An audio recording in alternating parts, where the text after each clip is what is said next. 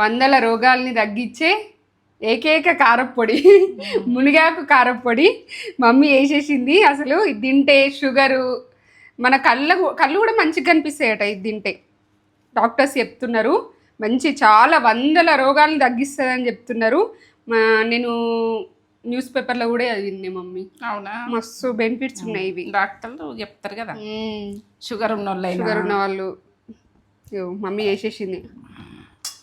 దీని కొరకే ఏం చెప్పలేను ఇక. అంత ఆరోగ్యం అంత మంచిగా మనం ఒక గ్లాస్ అంటే నింపి పెట్టుకొని ఒక స్పూన్ వేసుకొని తింటే ఇక మనకు ఆరోగ్యం సెట్టు.